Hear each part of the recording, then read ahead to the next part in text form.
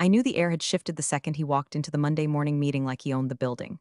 14 years I'd been here, 14 years of knowing every regulation, every quarterly cycle, every potential pitfall that could tank us with the SEC. My record? Spotless. My audits? Bulletproof. My reputation? Solid enough that board members asked for my opinion before voting on major initiatives. I was the guy they called when things got messy. But the new director didn't want a steady hand. He wanted a spotlight, and I was apparently in his way. He was younger, louder, and clearly thought compliance was just a speed bump on the road to his own bonus. First week in, he scrapped a risk report I'd spent 3 months compiling, called it paranoid theater in front of a full conference room, got a few laughs from his little entourage too. I sat there, holding my coffee like it was the only thing keeping my hands from wrapping around his neck. I'd seen his type before: fast talker, short memory, allergic to facts that didn't fit his narrative. Now, before I go any further, 97% of you who listen to stories like this never hit the subscribe button. Which is fine, unless you enjoy watching corporate train wrecks unfold from the front row like I'm about to give you. Seriously, it keeps the lights on for the team. And trust me, you're going to want to stick around for this one. Anyway, it started small.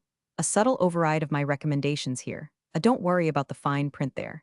He'd walk into meetings late, slam his laptop open like he was cracking a safe, and immediately announce we were going to streamline processes to impress investors.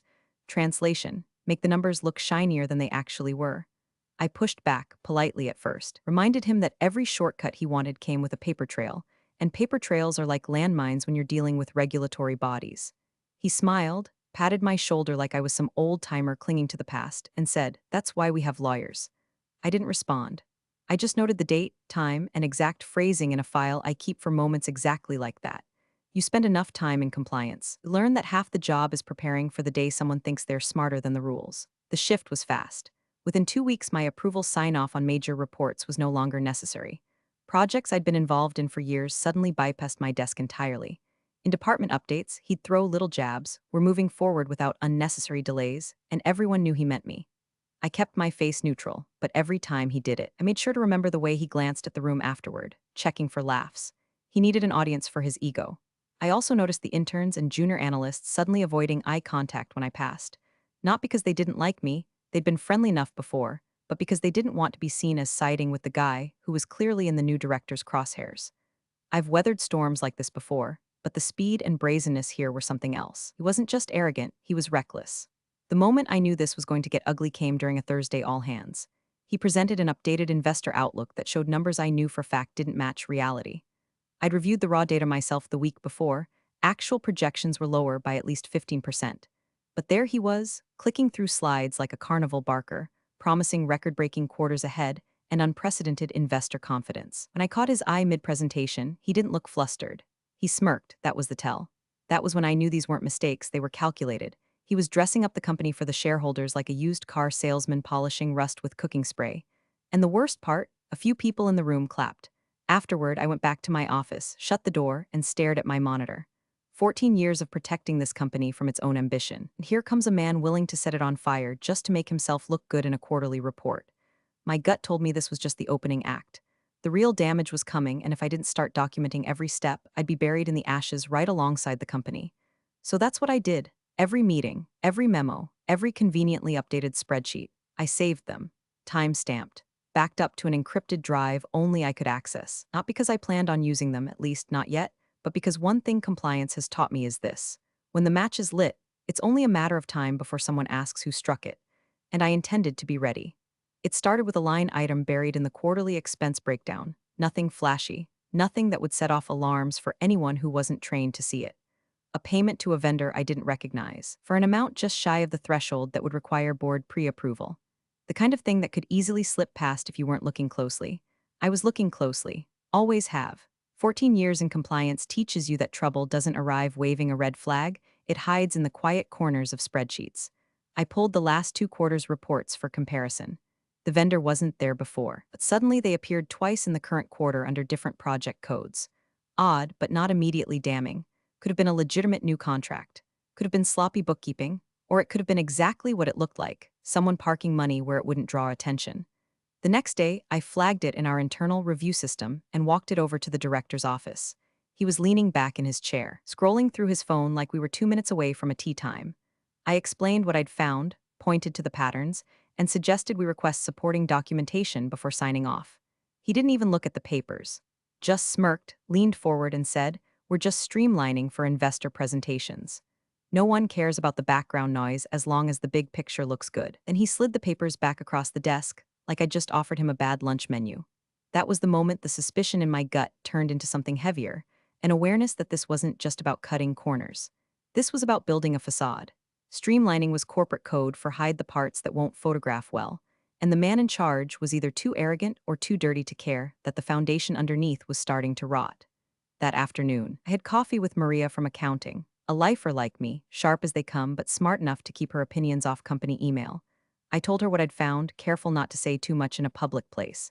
She didn't look surprised. "I've been seeing things too," she said quietly, stirring her coffee so slowly it was clear she was stalling. Small shifts in the ledger, deferred entries. Nothing big enough to scream fraud, but enough to make me uneasy. I sat in silence for a beat, the background hum of the cafe filling the gap.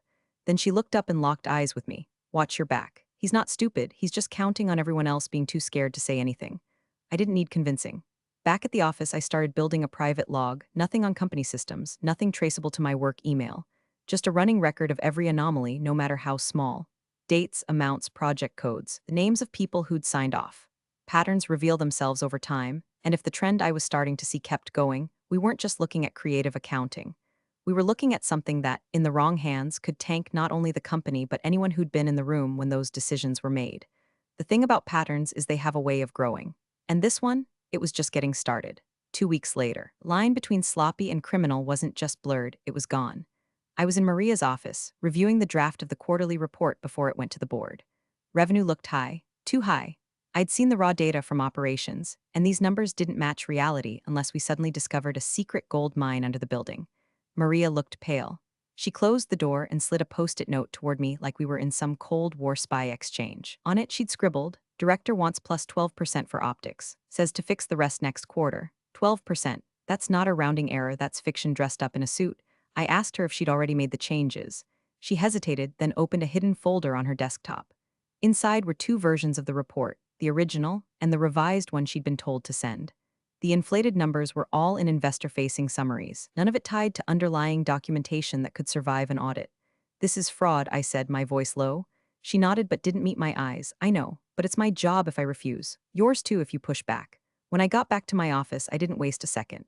I saved both versions to my encrypted personal drive. I timestamped them, along with Maria's note and the email chain requesting the updates. In compliance, the truth is only as strong as the paper trail you keep, and I was building one with steel rebar. That afternoon, I filed an internal report through the official compliance channel. Kept it professional. No accusations, just a factual comparison of the two versions and a recommendation to halt release until the discrepancies were resolved. I copied in the CFO and legal, thinking at least one of them would see the problem. The next morning, the report landed right back in my inbox. But it wasn't from the CFO or legal, it was from the director. Forwarded. No comment, no questions, just a short note. "We're aligned. Proceed." That was it.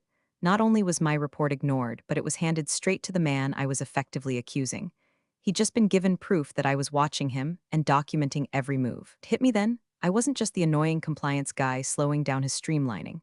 I was now a liability. In his mind, people like me didn't get promoted or sidelined, we got removed.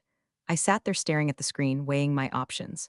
I could quietly quit, walk away before the ground collapsed, and let someone else clean up the mess. Or I could stay, dig in, and make sure if this whole thing blew up, the blast radius wouldn't take me with it. The choice wasn't really a choice. I zipped my jacket pocket where my encrypted drive sat, heavier now with evidence, and told myself the same thing I'd told dozens of junior analysts over the years. If you're going to play the game, you'd better know the rules and how to write them down. Only now, I wasn't protecting the company from the outside world. I was protecting myself from the man running it. And something in me knew he'd already started planning his next move. The shift from quiet hostility to open fire was fast. One Monday morning, in a meeting about Q2 audit readiness, I raised a question about reconciling investor summaries with operational data. The director didn't even let me finish. "You're being difficult again," he said, smiling that condescending smile he used when he wanted the room on his side. "We've already aligned on the numbers. Let's not get stuck in compliance quicksand." A few chuckles floated around the table, the nervous kind from people who didn't want to be next on his list. I sat back, pen in hand, and let him think he'd won. I'd learned a long time ago that you don't have to win the room, you just have to keep the record straight. By Wednesday, HR sent me a calendar invite for a performance review. My first in over a decade. No warning, no annual cycle, just a sudden need to evaluate my fit with the new leadership structure. I almost laughed. 14 years of spotless reviews, promotions, and bonuses, and now I was under the microscope? It wasn't even subtle. The meeting was exactly what I expected. Vague feedback about collaboration and adaptability, nothing concrete. I smiled, nodded, took my copy of the notes, and mentally filed it in the evidence folder. Performance reviews weaponized by new management aren't about performance, they're about paper trails for termination. That Friday night, I called my sister. It was just supposed to be a check in. She's younger, lives in another state, and her life's always been a revolving door of deadlines. She's a journalist, and the kind who doesn't just write fluff pieces. The kind who disappears into stories for months, surfaces with a Pulitzer nomination, and then goes quiet again until the next one grabs her. She sounded tired but sharp, the way she does when she's deep in something. I asked how work was going, and she said, knee deep in a big WSJ piece right now, could be career defining. She didn't elaborate, and normally I wouldn't push. But with the mess at work, my curiosity wasn't idle. So I asked, as casually as I could, does it involve companies manipulating investor reports? There was a pause, long enough that I thought the line had dropped. Then she exhaled through her nose, barely audible, but I caught it. You know I can't talk about that, that was my answer. The realization landed like a puzzle piece snapping into place. If my gut was right, her big story and my director's games weren't just in the same ballpark, they were on the same field. And if I'd been building a file to protect myself, she'd been building one to burn the whole thing down.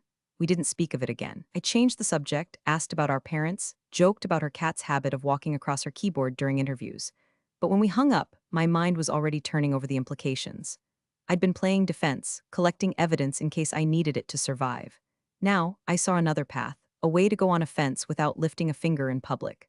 From that night forward, I didn't just document for my own sake. I documented like someone else might one day need to read it aloud in a courtroom or print it above the fold in a national newspaper. The director thought I was being difficult. He had no idea how difficult things were about to get. The weeks that followed felt like walking through a building where the wiring was already smoldering. You couldn't see the flames yet, but the heat was there, rising. Every meeting, every hallway conversation, every casual directive from the director went into my growing archive. I started pulling board meeting minutes, official ones from the company portal and unofficial ones passed to me by people who trusted me enough to know I wouldn't burn them. The official versions read like PR fluff, every decision wrapped in corporate spin. The unofficial notes were where the rot showed: skipped due diligence, pressure to adjust metrics before investor calls, backroom deals that never made it into the compliance review process. Internal memos were gold. The director had a habit of firing off vague but loaded instructions: make sure the forecast lines up with our talking points, or adjust the narrative before sending to investors. He never said change the numbers outright, but anyone who's been around knows that's exactly what those phrases mean. I screen capped them all, complete with timestamps and metadata. The spreadsheets were the most damning. I'd keep side-by-side copies, one version straight from operations, another refined version for external eyes. The differences weren't minor. Entire expense categories vanished. Revenue streams doubled without new contracts to justify them. It wasn't a misunderstanding. It was theater, and the man writing the script was getting bolder by the week. Every few days, after my apartment was quiet and the city outside had gone to sleep, I'd transfer the latest batch to my encrypted drive. From there, I sent carefully curated packets to my sister using a secure drop we'd agreed on. No company name, no direct identifiers, just case in the file headers. But the patterns, dates, and financial structures left no doubt. Anyone in the industry could connect the dots in under a minute. While my evidence pile grew, the director's behavior toward me shifted from irritation to outright micromanagement. He'd show up at my desk twice a day, unannounced, asking for status updates on reports I wasn't even assigned to. He started CCing himself on my internal emails, adding little notes like keep me in the loop that read more like I'm watching you. The absurdity peaked one morning when he stopped by holding a coffee and a sticky note that said, draft new compliance policy. That was it. No details, no scope, just a deliberately vague task meant to keep me spinning my wheels while he picked apart whatever I produced. When I asked for clarification, he smirked and said, show me you can adapt. That was the moment I realized something important. The fear was gone. Weeks earlier, I'd been careful, tentative, still weighing whether pushing back was worth the risk. Now, with every document saved and every secure transfer made, I was past the point of worrying about my job. I wasn't just protecting myself anymore, I was actively feeding a fire that, when it caught, would burn hotter than anything he could imagine. And I wasn't even breaking a sweat. Every petty power play he threw my way was another log for the blaze. Every smirk, every thinly veiled jab, every micromanaged task, it all just made me more certain that I was doing exactly what needed to be done. He thought he was cornering me. In reality, he was building the walls of his own pyre. I was just handing him the matches one at a time. It was supposed to be a routine quarterly review, a pre-board meeting alignment session where department heads walk through their numbers. But the minute the director started presenting his slide deck, I knew this was going to end badly. The charts on the screen weren't just optimistic, they were works of fiction. Revenue projections inflated by double digits, expense lines conveniently shaved down, and cash flow forecasts that looked like they'd been pulled from a motivational poster instead of our actual accounting system. I let him get 3 slides in before I spoke. My voice was calm, deliberate. These numbers don't match the operational reports submitted last week, I said, flipping to the printed copies in front of me. In fact, they differ enough that, under SEC guidelines, this could be considered materially misleading to investors. The room went dead silent. You could hear the hum of the projector. His eyes narrowed, and I could see the vein in his temples start to throb. "Are you accusing me of lying to the board?" he snapped. "I'm pointing out that these figures do not align with documented internal data," I replied. I kept my tone flat, unshaken. This wasn't my first confrontation, but it was the first time I'd done it in front of half the leadership team. That was all it took. He shoved his chair back hard enough that it screeched against the floor. "You've been undermining me since the day I got here," he said, voice rising. "You think you're protecting the company? You're sabotaging it. You're sabotaging me." The CFO shifted uncomfortably. HR glanced between us like they were watching a car crash in slow motion. But he wasn't finished. He turned toward the door and waved over the 2 security guys who'd been loitering outside. "Get him out of here," he barked. One of them stepped forward, clearly reluctant. "Sir, is this now?" he shouted, cutting him off. I stood up slowly, stacking my papers neatly before sliding them into my briefcase. My pulse was steady. There was no rush of panic, no desperate urge to defend myself, because I knew something no one else in this room did by this time tomorrow. None of this would matter. As I reached the door, he called after me, making sure everyone heard. "We'll make sure no one in this industry hires you again." There it was, the parting shot, the public execution in the town square. A couple of people winced, a few kept their eyes glued to their notepads. I didn't turn around. Security walked me to my office, let me collect a box of personal items, photos, a few books, a small brass paperweight my father gave me when I landed the job 14 years ago. I left the company laptop on the desk, locked, knowing every keystroke on it was already backed up in places they couldn't reach. When we reached the elevator, one of the security guys muttered under his breath, "Sorry, man." I just gave him a half smile. Humiliation? Sure, on the surface. You don't get marched out in front of your colleagues without feeling the sting. But beneath that, under layers of calm and control, there was something else, satisfaction, because I wasn't leaving empty-handed. I was leaving with a record, with proof, with weeks of meticulously documented evidence already sitting in a secure location, and with a sister whose newsroom was just waiting for the final piece to fall into place. As the elevator doors closed, I caught my reflection in the mirrored panel. I didn't look beaten. I looked ready. The trap was set. All I had to do now was wait for it to spring. I didn't sleep much that night. Not because I was anxious, because I was waiting. My phone stayed on the nightstand, screen down, while I sat in the dark with a glass of bourbon, listening to the hum of the refrigerator and the distant hiss of tires on wet pavement outside my apartment. The box from my office sat in the corner, unopened. It wasn't a wound to stare at, it was a trophy I hadn't earned yet. Just after 6 a.m., the phone buzzed, one message from my sister, "It's live." I didn't need a link. I opened the Wall Street Journal's homepage and there it was. Banner headline. The company name in bold, his name in the subhead, and the word "systematic financial misrepresentation" sitting right there for the world to see. The first paragraph was surgical. No drama, no speculation, just hard facts. SEC filings, altered revenue projections, internal directives to adjust narratives. And then in the middle of the third paragraph, the first pull quote from an internal memo, word for word from one of the documents I'd sent her. The exact one he'd thought no one would ever see again. I felt my chest tighten, not in fear, but in that rush you get when the last piece clicks into place. Every late-night transfer, every screenshot, every moment I'd swallowed my pride instead of firing back. All of it was right there, stripped of spin, unflinching in print. Scrolling further, I saw his name appear over and over, tied to direct quotes from board minutes and investor presentations. The language was damning but precise. No wiggle room, no corporate euphemisms. She even included comparisons between internal and external spreadsheets, laying out the discrepancies in clean, brutal tables. It was a compliance officer's dream and a PR department's death sentence. By 7 a.m., the story was already ricocheting across LinkedIn and Twitter. My feed lit up with shares from industry analysts, compliance officers, and even former regulators. People were tagging the SEC's official account. A few bold employees from my old company shared it with one-word captions. "Wow, unbelievable, finally." And then came the investors. I didn't need inside info to see the reaction. Half a dozen of them made public statements within hours, each one dripping with legal threat. Words like breach of fiduciary duty and seeking remedies started appearing in press releases. Maria texted me around 8. Phones are ringing off the hook here. He's locked in his office. CFO looks like he hasn't slept in a week.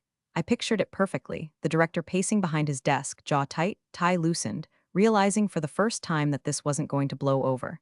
That this was bigger than me, bigger than HR, bigger than his bravado. The adrenaline hit me like a second cup of coffee. For weeks, I'd carried the weight of knowing the truth but keeping it under wraps. Now it wasn't my secret anymore, it was public record. And that meant I was free from the constant calculation of what to say, what to hide, how to survive one more day in his shadow. I closed the WSJ tab, set the phone down, and finally opened that box from my office. Inside, on top of everything else, was the brass paperweight my father gave me. I set it on my desk and smiled. It wasn't just a reminder of where I'd been, it was proof that I'd left on my own terms, even if no one in that building understood it yet. The game had changed. And for the first time in months, I wasn't the one playing defense. By mid-morning, Maria's texts were coming in so fast I had to silence the notifications just to think straight. Subject line on the first one said it all. Emergency board meeting. Everyone's losing it. From her seat in accounting, she had a front-row view of the chaos. First came the assistants, darting between offices with folders clutched to their chests like they were carrying live grenades. Then the IT guys, summoned to secure systems but really just there to lock down access before more leaks could happen.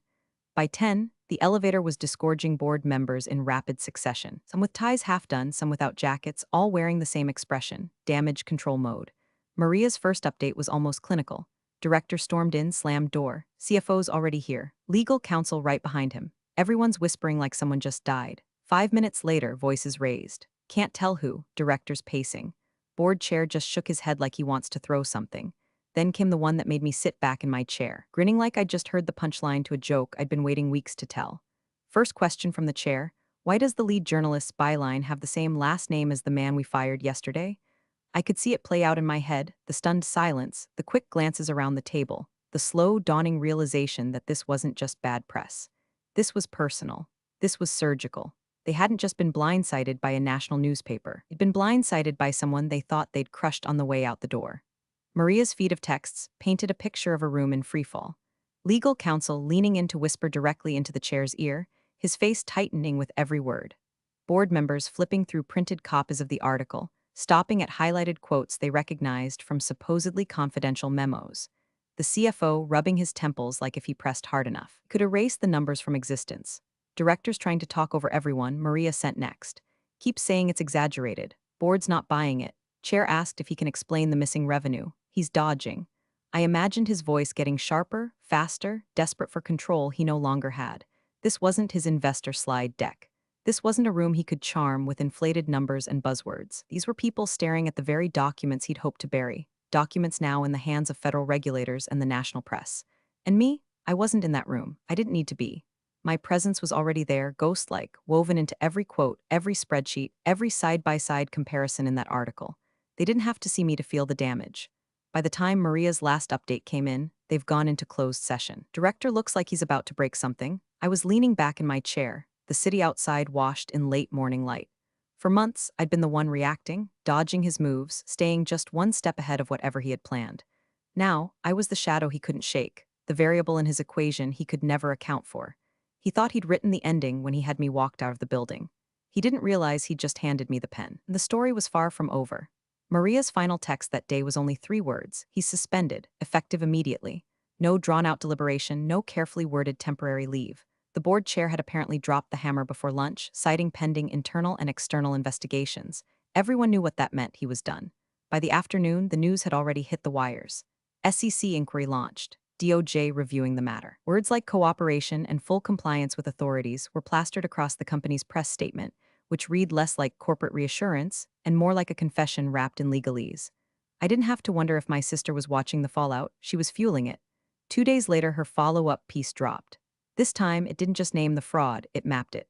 Clean timelines, transaction chains, testimony from former and current employees, most off the record but all singing the same tune. And there it was, tucked neatly into the second section. A quote attributed to an anonymous senior compliance officer with 14 years inside the organization. Reading it, I felt that strange mix of pride and detachment. Pride because it was my work, my fingerprints on every line of evidence. Detachment because once it was in print, it belonged to the public. It was no longer a private battle. The court of opinion had convened, and the verdict was brutal. Investors began making their own noise: threats of lawsuits, demands for leadership changes, calls for the immediate return of funds. The market responded exactly as you'd expect. Stock down double digits in a day, analyst downgrades piling up like wreckage. By the end of the week, at least 3 key clients had announced they were terminating contracts in light of recent developments. Every headline carried his name. Mine never appeared in full, but people in the industry connected the dots quickly enough. My inbox started to fill, not with pity or platitudes, but with offers. Compliance directors from other firms, risk management consultancies, even a couple of federal agencies fishing for talent. The man who'd promised I'd never work in this industry again had, through sheer arrogance, branded me as someone who could take down a corrupt executive without breaking a sweat. I didn't rush to answer any of them. I wasn't in a hurry. For the first time in months, maybe years, I could choose my next move without looking over my shoulder. Late one evening, I took that brass paperweight my father had given me, turned it over in my hand, and thought about the last words the director had thrown at me as security walked me out. "We'll make sure no one in this industry hires you again."